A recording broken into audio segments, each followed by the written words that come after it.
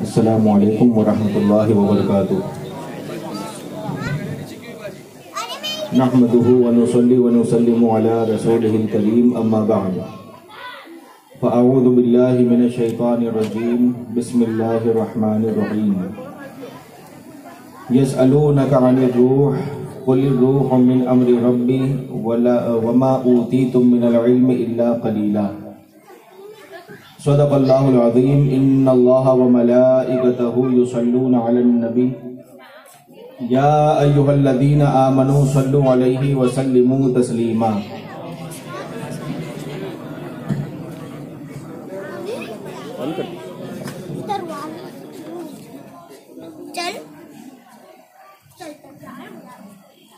آج ماشاءاللہ بڑا پربہار موقع ہے کہ بڑے بڑے اولیاء اللہ کے عرس اور وصال کا دن ہے۔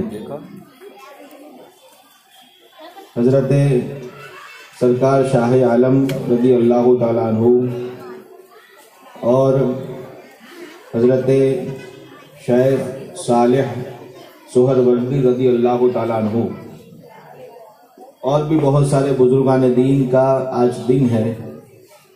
اللہ تعالیٰ ان سب کے فیضان سے ہم سب کو مالا مال فرمائے۔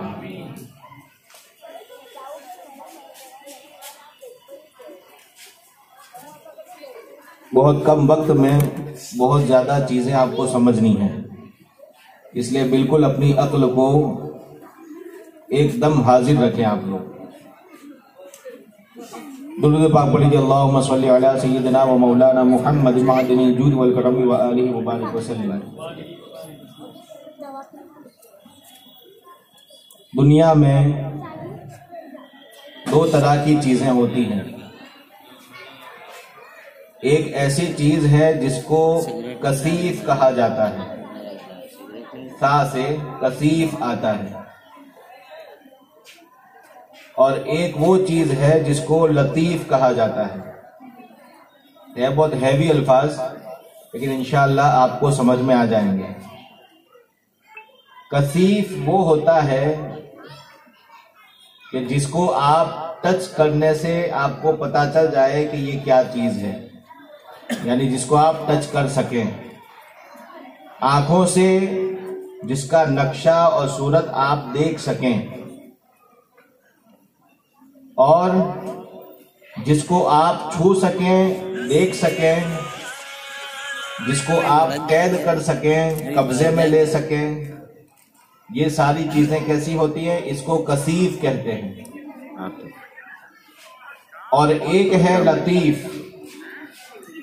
لطیف وہ چیز ہوتی ہے کہ جو ہے تو صحیح، یقینی طور پر ہے، لیکن نہ آپ اس کی شکل و صورت، رنگ و روغن کبھی دیکھ سکتے ہیں، نہ اس کو آپ کبھی ٹچ کر سکتے ہیں، نہ آپ کو پتہ چل سکتا ہے کہ اس کی صورت اور شکل ہے کیسی۔ سمجھے آپ؟ تو جو آپ کے قبضے میں آ جائے اور ٹچ کرنے سے ٹچ ہو جائے وہ ہے کثیف، اور جو آپ کے ٹچ کرنے سے محسوس بھی نہ ہو وہ ہے لطیف۔ مثال کے طور پر خود اپنے جسم اور باڈی کو آپ دیکھیں۔ ہماری یہ جو باڈی ہے، بولتا ہوں میں، چل، ہر ایک انسان دوسرے مسلمان سے جب مصافحہ کرتا ہے تو ٹچ ہوتا ہے۔ آپ ایک دوسرے کی شکل و صورت کو دیکھتے ہیں، ہر ایک کی ہائٹ کو آپ دیکھتے ہیں، کون موٹا ہے کون پتلا ہے، سب کچھ آپ دیکھ سکتے ہیں، چھو سکتے ہیں۔ یہ سارے جسم اور باڈی کیا ہے؟ کثیف ہے۔ یہ مائک، اس کو چھو سکتے ہیں، پکڑ سکتے ہیں، یہ کیا ہے؟ کثیف ہے۔ یہ دیوار، یہ لائٹ، یہ جتنی بھی چیزیں ہیں وہ سب کیا ہے؟ کثیف ہے۔ اور ایک وہ چیز ہے کہ جو آپ کے بدن کے اندر ہے، آپ کے جسم کے اندر ہے، صاحب کا یقین ہے، سب جانتے ہیں اور مانتے ہیں کہ وہ ہے، کیونکہ وہ ہے تبھی ہم سب ہیں، ہے نا؟ اگر وہ نکل جائے تو ہم میں سے جس کے جسم سے وہ نکل جائے، کوئی باڈی اس کی کسی کی پھر وہ کام کی نہ رہے۔ وہ کیا چیز ہے؟ وہ ہماری روح ہے۔ یہ روح کیا ہے؟ لطیف ہے۔ اب یہ کثیف اور لطیف کے فرق کو آپ سمجھو کہ کثیف جو ہوتا ہے وہ بہت لمٹ میں ہوتا ہے، اس کی پہنچ بہت کم ہوتی ہے، اس کے پاور بس ضرورت جتنے ہوتے ہیں، اس کا رہنے سہنے اور چلنے پھرنے کی جو جگہ ہے وہ بھی بہت لمیٹڈ ہوتی ہے۔ یعنی کثیف چیز ایسی ہوتی ہے کہ دنیا میں اس کو بہت کم اور تنگ رکھا گیا ہے، اور جو لطیف ہے اس کا قاعدہ ایسا ہے کہ اس کی کوئی لمٹ انسان کے اعتبار سے نہیں ہوتی ہے، وہ کسی کے قبضے میں پکڑی ہوئی نہیں رہتی ہے، اور وہ چیز کبھی دکھائی نہیں دیتی ہے، اور وہ چیز کبھی ٹچ بھی نہیں ہو سکتی ہے۔ میری بات سمجھے؟ دوسرے الفاظ میں یوں سمجھے کہ جو کثیف ہوتا ہے وہ مجبور ہوتا ہے، ہر چیز میں وہ کیا ہوتا ہے؟ مجبور ہوتا ہے، محتاج ہوتا ہے۔ اور جو چیز لطیف ہوتی ہے وہ خود پاور والی ہوتی ہے، اور اس کے اندر جو پاور ہوتا ہے اس کے اعتبار سے وہ بہت سارے کاموں کو کر سکتی ہے۔ اب اس کثیف بدن کے بارے میں اللہ تعالیٰ ارشاد فرماتا ہے وَلَقَدْ خَلَقْنَا الْإِنسَانَ مِنْ سُلَالَةٍ مِنْ طِينٍ، ہم نے انسان کو بھیگی ہوئی مٹی سے پیدا کیا۔ جو مٹی بھیگ کر کے پھر سوکھ جاتی ہے اس سے ہم نے انسان کو پیدا کیا۔ ثُمَّ جَعَلْنَاهُ نُطْفَةً فِي قَرَارٍ مَكِينٍ، یہ باڈی تو اس کی اس مٹی سے ہے۔ جب اس کو دنیا میں وجود دینا چاہا، پیدا کرنا چاہا، تو اس کی پروسیس اللہ تعالیٰ نے اس طور سے کی کہ سب سے پہلے کیا کیا؟ اللہ فرماتا ہے ثُمَّ جَعَلْنَاهُ نُطْفَةً فِي قَرَارٍ مَكِينٍ، پھر اس کو ایک بیریا کے ٹیپے کی شکل میں، سیمنٹ منی کی شکل میں، ایک ماں کے یعنی کہ عورت کے پیٹ میں اس کو ڈال دیا۔ پھر ثم خلقنا النطفة علقة، اللہ تعالیٰ فرماتا ہے کہ پھر اس بیریا کا ایک ٹیپا جو تھا، پھر ہم نے اس کو کیا کیا؟ 40 دن گزرے، ہم نے اس کو خون کی شکل میں بدل دیا۔ ثم خلقنا النطفة علقة فخلقنا العلقة مضغة، 40 دن تک پھر وہ اسی خون کی شکل میں رہا، بلڈ کی شکل میں رہا۔ پھر اس بلڈ کو ہم نے کلوٹ کی شکل میں کر دیا، بندھا ہوا، گٹھا بنا دیا۔ پھر اس کو کیا کیا؟ ثم خلقنا النطفة علقة فخلقنا العلقة مضغة فخلقنا المضغة عظاما، پھر ہم نے اس گٹھے سے ہڈیاں تیار کر دی، ہڈیوں کا ہاڑ پنجر تیار ہو گیا۔ فَكَسَوْنَا الْعِظَامَ لَحْمًا، پھر اس ہڈی کے ڈھانچے کے اوپر ہم نے گوشت چڑھا دیا، سارا گوشت چڑھ گیا۔ ثُمَّ أَنشَأْنَاهُ خَلْقًا آخَرَ، پھر اس کے بعد جتنے اندر وائر فٹنگ جو بھی ایسیسریز ہوتے ہیں، جیسے ایک مکان میں ہوتے ہیں، ویسے ہماری باڈی میں بھی رگوں کا وائرنگ، دل کا فیوز، کڈنی، لیور، یہ جتنی چیزیں اندر فنکشن والی ہیں وہ ساری فنکشن والی چیزیں اندر تیار کر دی، اور پھر اللہ تعالیٰ نے اس میں روح ڈال دی۔ وہ روح ڈال دی، اللہ تعالیٰ ارشاد فرماتا ہے فَتَبَارَكَ اللَّهُ أَحْسَنُ الْخَالِقِينَ، کتنی برکتوں والی ہے وہ ذات جس نے اتنا خوبصورت انسان پیدا کیا۔ آپ سوچو کہ پورا انسان کا جو پیدائش کی جو پروسیس ہے 1400 سال پہلے حضور نے قرآن کے ذریعے ہمیں بتائی۔ میڈیکل سائنس کیا ہے؟ آج اتنی ترقیوں کے بعد اور اتنے سارے ایکس رے اور مشین اور سارے اسکیننگ مشین نکالنے کے بعد اب جا کر کے ان کو پتا چلا ہے کہ بچہ کن مرحلوں سے نکل کر کے پھر پیدا ہوتا ہے، اور بغیر کسی مشین کے، بغیر کسی کیمرے کے ہمارے حضور صلی اللہ علیہ وسلم نے 1400 سال پہلے قرآن کے ذریعے ہمیں بتا دیا کہ بچے کی پیدائش کس طرح سے ہوتی ہے۔ اب یہ بچے کی پیدائش کا طریقہ آپ نے دیکھ لیا۔ قرآن کریم نے انسان کا بدن کیسے بنتا ہے وہ پوری تھیوری آپ کے سامنے رکھ دی۔ اب یہ علم عام ہے، چاہے تو مسلمان بھی اس کو پڑھ کے بدن کا ڈاکٹر بن جائے، اور چاہے تو کافر بھی اس کو پڑھ کر کے بدن کا ڈاکٹر بن جائے۔ یہ علم کو اللہ نے عام رکھا۔ کیوں عام رکھا؟ اس لیے کہ بدن کی تکلیف لوگوں کو ہوتی رہے گی اور اس کے علاج کی ضرورت پڑتی رہے گی۔ اگر اس کے جاننے والے بہت کم ہوں گے تو لوگ تکلیف میں پڑ جائیں گے۔ اس لیے اللہ تعالیٰ نے اس علم کو عام رکھا کہ مومن تو مومن، کافر بھی اگر اس کے اندر توجہ دے تو وہ بھی اس بدن کے اور باڈی کے علاج کو سیکھ جائے گا۔ کیونکہ کیسے پیدا کیا ہے اللہ تعالیٰ نے سب کے لیے اس علم کو عام رکھا، سب کو بانٹ دیا کہ سیکھو اس کو۔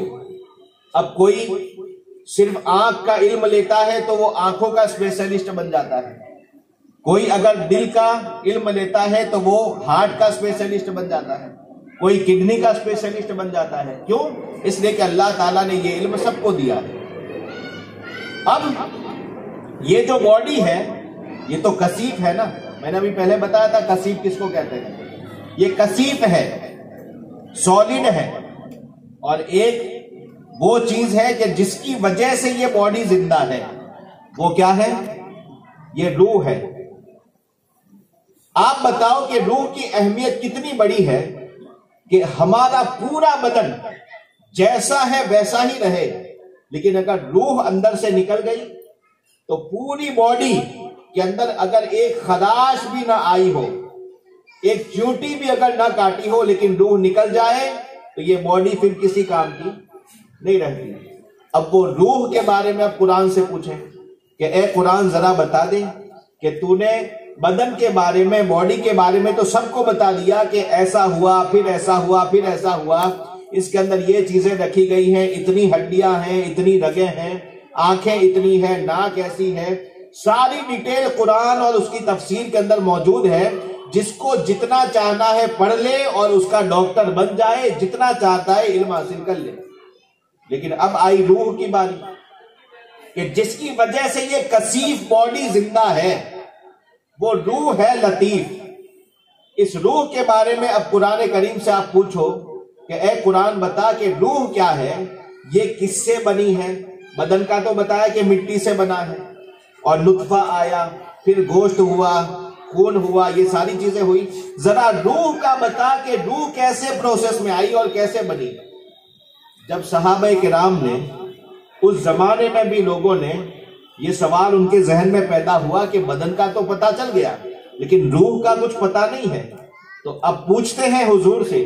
لوگ آئے حضور صلی اللہ علیہ وسلم کی بارگاہ میں سوال کرنے کے لیے، یا رسول اللہ صلی اللہ علیہ وسلم ذرا یہ بتائیے کہ روح کی کیا ڈیٹیلز ہیں اور روح کیسے پیدا ہوئی ہے۔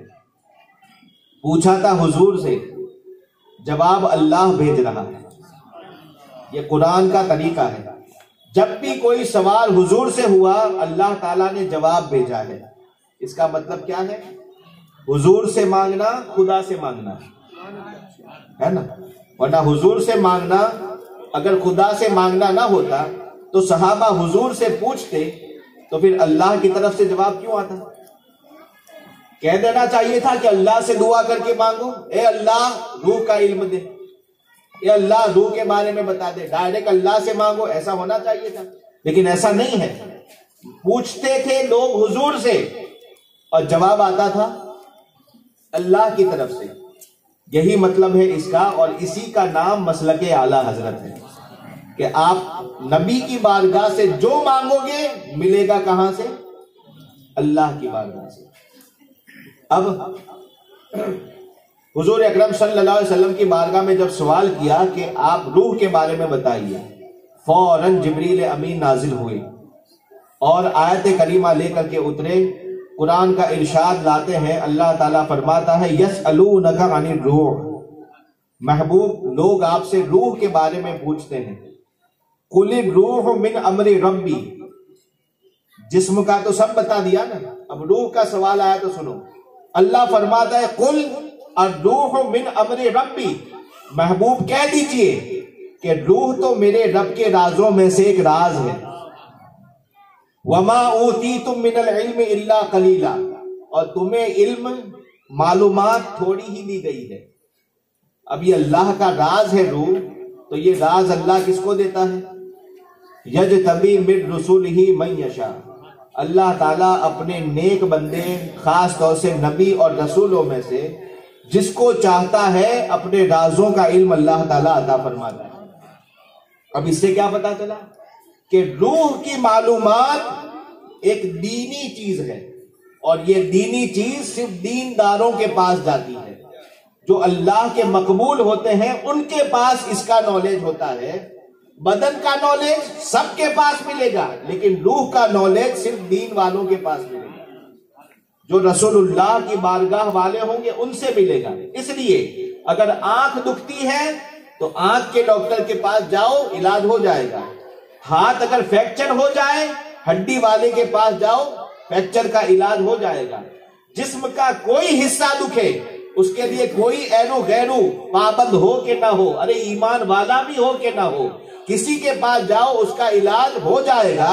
لیکن جب روح میں تکلیف ہوتی ہے، جب گناہوں کی وجہ سے ہمارا دل پریشان ہوتا ہے، جب ٹینشن آتے ہیں اور انسان ٹینشن میں ڈوب جاتا ہے، جب بدن پر کوئی تکلیف نہیں ہوتی، روح کے احساس کی تکلیف ہوتی ہے، غم اور پریشانی کا عالم ہوتا ہے، ٹینشن ہوتا ہے، فکر ہوتی ہے، ایسے عالم میں کسی ڈاکٹر کا کوئی علاج کام نہیں آتا ہے۔ اس وقت روحانیت کے ڈاکٹر شاہ عالم کام آتے ہیں، اس وقت روحانیت کے ڈاکٹر۔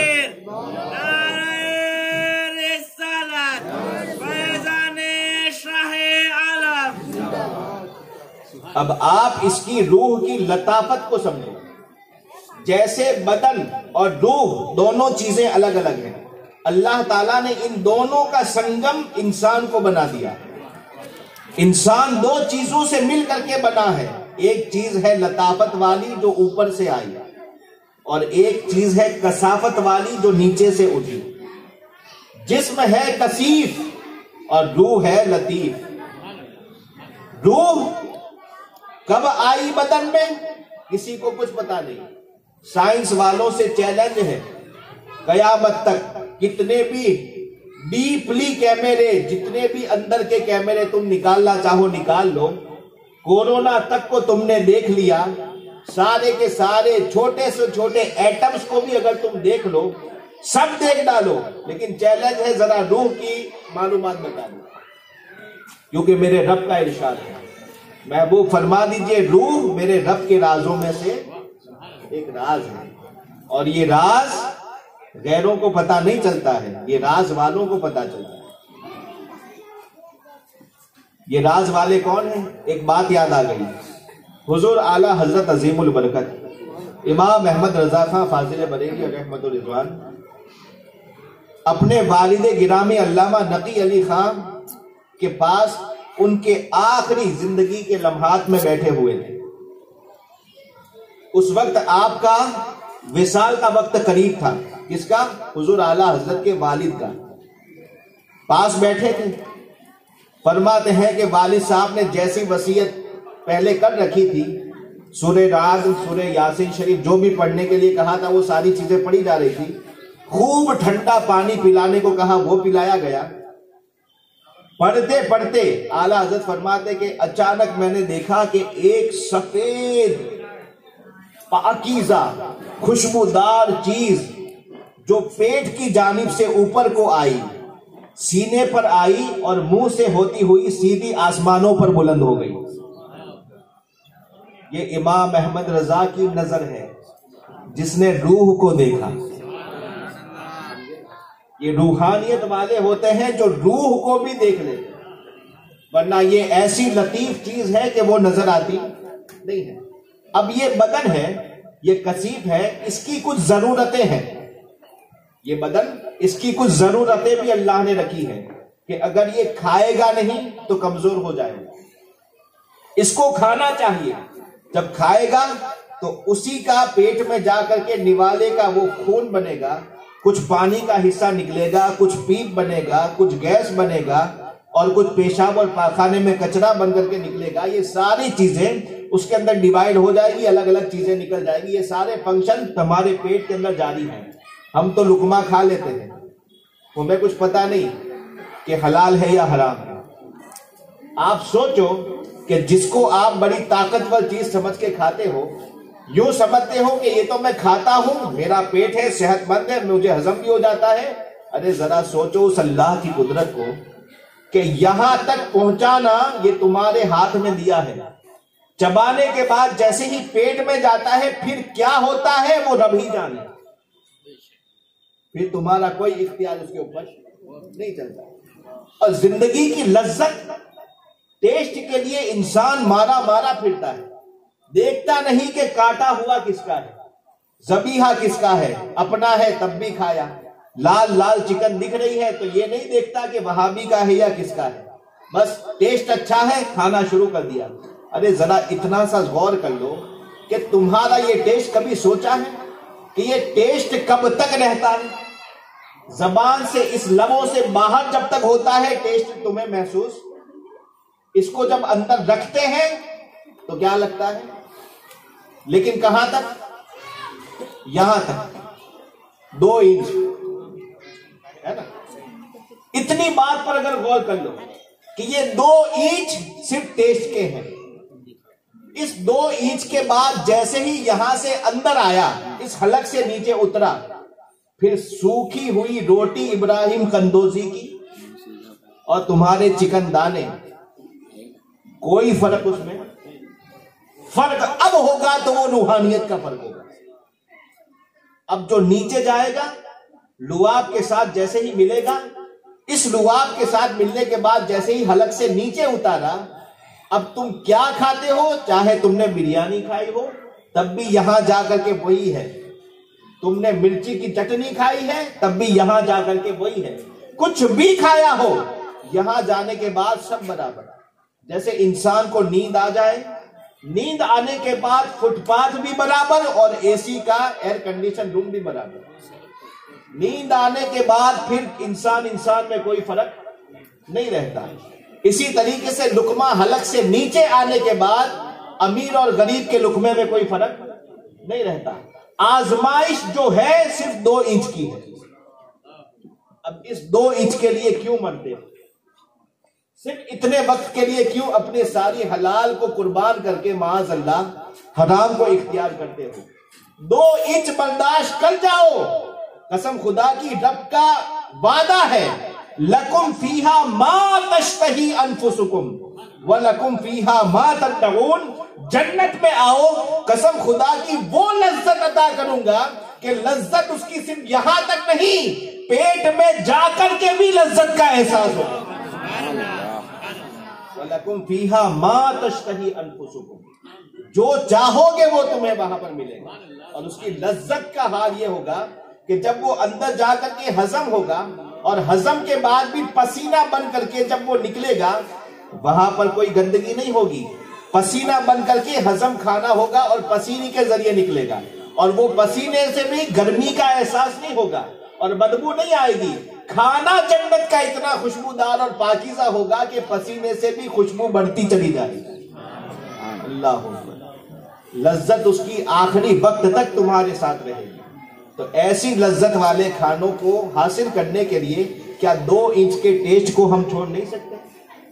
صرف حلال کھانا ہے، اور اسلام نے یہ بھی تو نہیں کہا کہ ٹیسٹی مت کھاؤ، ضرور کھاؤ، لیکن اس ٹیسٹی میں دیکھو کہ محبت رسول والے نے چھری پھرائی ہے کہ نہیں، صرف اتنا دیکھ لو۔ اب یہ جو کثیف ہے یہ اس کے تقاضے ہیں، کھانا اس کی ضرورت ہے، پانی اس کی ضرورت ہے، یہ ساری چیزیں اس کی ضرورت ہے۔ اور ایک ہوتی ہے روح۔ اب آپ یہ بتاؤ کہ روح اور جسم دونوں میں زیادہ طاقت کس کی ہے؟ کس کی طاقت؟ روح کا پاور زیادہ ہے. اس کی مثال کے لیے اتنا ہی کافی ہے کہ یہ جب نکل جاتی ہے تو 6 پیک اگر بنایا ہو تو وہ ہاتھ اٹھتا بھی نہیں ہے. کیوں؟ روح نکل گئی. روح نکل گئی پھر کوئی بھاری بھرکم بدن بھی کچھ کام کا نہیں ہوتا. اس لیے اسی سے پتا چلا کہ روح جو ہے وہ زیادہ طاقتور ہے. انسان کھانا کھا کر کے موٹا ہو تازہ ہو الگ چیز ہے، لیکن روح کا اثر بدن کے اوپر زیادہ ہوتا ہے. کیسے؟ اس کی مثال روزانہ آپ لوگوں کی نظر سے گزرتی ہے. کوئی انسان اگر ٹینشن میں ہو، اس کو اگر ڈرائی فروٹس بھی کھلایا کرو، رات دن چکن اور مچھی کھلایا کرو، لیکن دل کے اندر اس کے آگھات لگ گیا، اتنا ٹینشن آ گیا، ڈپریشن میں چلا گیا، چاہے کتنا بھی گھی کھلا دو، تجربہ بولتا ہے کیا ہوتا ہے؟ دن بدن وہ گلتا جاتا ہے. کیوں؟ جبکہ کثیف جو ہے، بدن کثیف جو ہے، اس کی جو ڈیمانڈ اور ضرورت ہے اس میں تو آپ نے کوئی کمی نہیں، لیکن اس کے باوجود یہ اپنی کمی پوری نہیں کر پاتا. روح کا جو ڈپریشن اور ٹینشن ہوتا ہے، اس کی وجہ سے بدن پر یہ اثر ہوتا ہے کہ یہ دبلا پتلا ہوتا جاتا ہے. اور ایک غریب انسان جھوپڑ پٹی میں مرچی اور چٹنی کھاتا ہے، روٹی کھاتا ہے سوکھی ہوئی، مانگ کر کے لاتا ہے، لیکن بالکل ٹینشن فری ہے. کوئی کسی طرح کا کوئی غم نہیں کہ میری زمین کوئی چھین لے گا کیونکہ ہے ہی نہیں زمین، کوئی کارخانہ ہڑپ کر لے گا کیونکہ کوئی کارخانہ نہیں، روزانہ صبح اٹھنا ہے، نئی موڑی جمع کرنی ہے، یہی کام ہوتا ہے، کوئی ٹینشن نہیں. اب وہ دیکھو کہ سوکھے سوکھے لقموں سے بھی اس کا بدن بڑھتا جاتا ہے. کیوں؟ اس لیے کہ روح کو ٹینشن نہیں ہے. اس کا مطلب کیا ہوا کہ جو اندر کی روح کا جو پاور ہے یہ بدن کے اوپر غالب ہوتا ہے. اتنی بات کا پتہ چل گیا؟ روح کا پاور بدن کے اوپر غالب ہوتا ہے. یہی وجہ ہے کہ اولیاء اللہ رضوان اللہ علیہم اجمعین، ان کا حال یہ ہوتا ہے کہ وہ ہمیشہ جسم کی طرف دھیان نہیں دیتے، بدن کے تقاضے کے اوپر توجہ نہیں دیتے، وہ ہمیشہ روح کے تقاضے کو پورا کرتے ہیں. بدن کا تقاضا کیا ہے؟ کھانا کھاؤ تاکہ طاقت ملے، پانی پیو تاکہ بدن تر و تازہ رہے. کھانا پانی یہ بدن کے تقاضے ہیں. اور روح کے تقاضے کیا ہیں؟ اللہ کا ذکر یہ روح کی خوراک ہے، رسول اللہ پر درود و سلام یہ روح کی خوراک ہے، اللہ کی اطاعت یہ روح کا تقاضا ہے، منہیات یعنی کہ گناہوں سے بچنا یہ روح کا تقاضا ہے. یہ سارے روح کے تقاضے کو اولیاء پورا کرتے ہیں اور عام انسان ہوتے ہیں وہ بدن کے تقاضوں کو پورا کرتے ہیں. فرق یہ ہوتا ہے کہ ہم جو کمزور چیز ہے اس کو سنبھالنے میں لگے ہیں اور اولیاء اللہ اصل اندر کی اوریجنل چیز کو سنبھالنے میں لگے ہیں. جب وہ اس چیز کو سنبھال لیتے ہیں تو ہوتا کیا ہے؟ جیسا کہ رب تعالیٰ نے ارشاد فرمایا قد افلح من زکاہا، جس نے اندر کی روح کو پاک کر لیا وہ کامیاب ہو گیا. اب ظاہر بات ہے کہ اندر کی روح کو جب پاورفل بنا دیتا ہے بندہ تو اس کے پاور سے، میں نے ابھی آپ کو بتایا تھا کہ باہر کی خوراک کتنی بھی چلی جائے، لیکن جب بندہ ڈپریشن میں ہوتا ہے، ٹینشن میں ہوتا ہے تو بسا اوقات اس کا بدن گلتا ہی جاتا ہے. کیوں؟ وجہ اس کی یہ ہے کہ اس کے روح کے اندر ٹینشن ہے. اس کا مطلب کیا ہوا کہ روح کو جب ٹینشن ہو تو بدن کے خوراک بھی کسی کام نہیں آتی. اس کا مطلب بدن کے تقاضے کمزور پڑ جاتے ہیں. اسی کا الٹا اب آپ دیکھو کہ جب روح پاورفل ہو جائے تو بدن کے تقاضے رہتے ہی نہیں ہیں. بدن کے تقاضے، وہ بدن جو ہے پھر روح کے پاور سے سلامت رہتا ہے. بدن کا جو پاور ہے کس سے؟ روح کے پاور سے سلامت رہتا ہے. روح اس کی اتنی طاقتور ہو جاتی ہے اور ایسی طاقتور ہو جاتی ہے کہ پھر اس کے بدن کے اندر وہ روح کا رنگ رنگ جاتا ہے اور پھر اس بدن کو کھانے پینے کی ضرورت رہتی. یہی وجہ ہے کہ حضرت صابر کلیری 12 سال تک لنگر لوگوں کو کھلا رہے ہیں، خود اپنے بدن کے تقاضے کو پورا نہیں کرتے، لیکن بابا فرید کے دربار میں رہ کر کے روح کو ایسا پاور دیا کہ یہ بدن کا جو کمزور سا پتلا ہے روح کے ساتھ ایسا چپک گیا کہ اسی روح نے بدن کو سنبھال لیا۔ یہی حال اولیاء اللہ کا ہوتا ہے کہ وہ روح کے تقاضوں کو پورا کر کے روح کو اتنا پاورفل کر ڈالتے ہیں۔ ارے گاڑی کا انجن اگر سلامت ہو، پاورفل اگر انجن کو رکھا جائے تو پھر اوپر کی چھت کیسی بھی ہو جائے، دروازے ٹوٹ پھوٹ جائیں، سیٹ کیسی بھی ہو جائے، صرف 4 پہیے اس کے چلنے کے لیے ہوں، بس اتنا کافی ہے نا؟ کیوں؟ اس لیے کہ انجن اصل ہے، اس کا سنبھلنا اصل ہے۔ اس کو پاورفل رکھنے میں جو دھیان دیتا ہے وہ پوری گاڑی کی سلامتی اس کے ساتھ ہوتی ہے۔ اس طریقے سے روح کی لطافت کو جو سنبھال لیتا ہے، یہ روح جب پاورفل بن جاتی ہے پھر اس کو جسم کے تقاضوں کی ضرورت رہتی نہیں ہے۔ حضرت سیدنا ابو بکر صدیق رضی اللہ تعالیٰ عنہ نے اپنی روح کو رسول اللہ کی روح پاک کے ساتھ ملا لیا، وہ ایسی پاکیزہ روح ہو گئی۔ حضرت عمر فاروق نے اپنی روح کو صدیق اکبر کی روح کے ساتھ متصل کر دیا، عثمان و علی نے، تمام صحابہ نے اپنی روحوں کو رسول اللہ کی روح کے ساتھ ملا لیا۔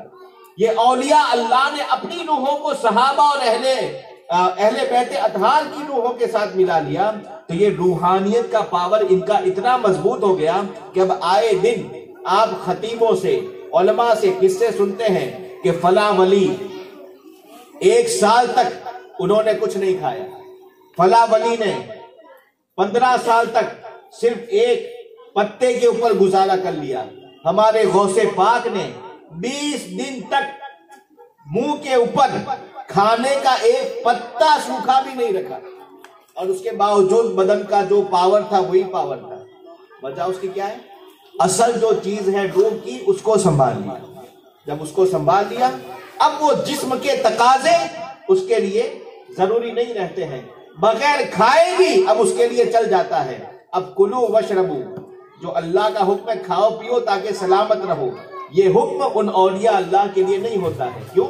وجہ اس کی یہ ہے کہ اس کے کھانے پینے کا مقصد کیا کہ بدن سلامت رہے، اور اولیاء اللہ نے تو اپنی روح پر ہی اتنی توجہ دی ہے کہ اب بغیر کھائے پیے بھی ان کا روح بدن کو سنبھال لیتی ہے، ان کی روح بدن کو سنبھال لیتی ہے، تو پھر اس کھانے پینے کی حاجت ان کو رہتی نہیں ہے۔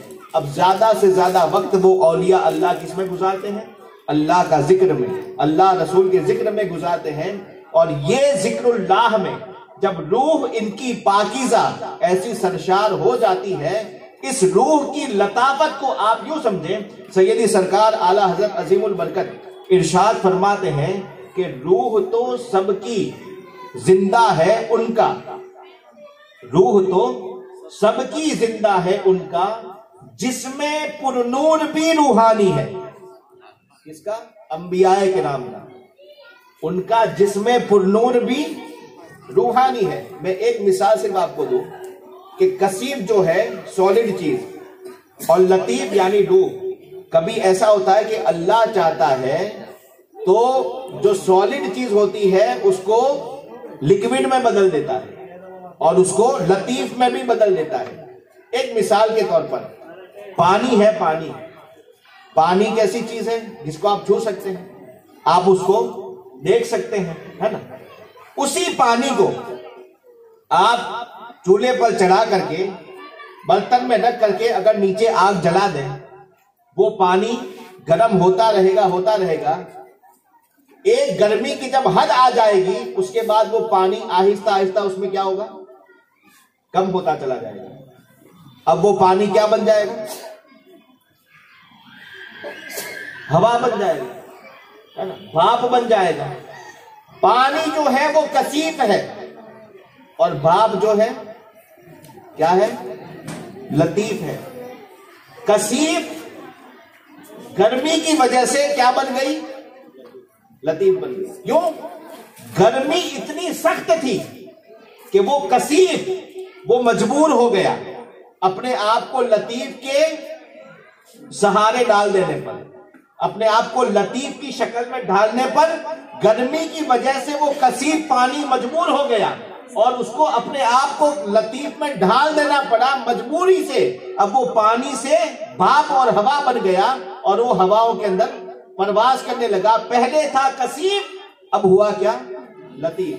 جب ایک برتن میں پانی، اس کے اندر جب آگ کی گرمی اگر جل جائے تو وہ کثیف سے لطیف ہو جائے. اب آپ سوچو کہ جس بدن کے اندر جو دل ہوتا ہے، اس دل کے برتن کے اندر اگر جلال الہی کی گرمی آ جائے، اللہ کی خاص جلالی تجلی اتر جائے، رسول اللہ کی محبت کا اثر آ جائے، اور وہ جلالی تجلی اتر کر کے جب روح کو اتنا گرما دے، اتنا پاور کر دے کہ اے عشق تیرے صدقے جلنے سے چھٹے سستے، جو آگ بجھا دے گی وہ آگ لگائی ہے.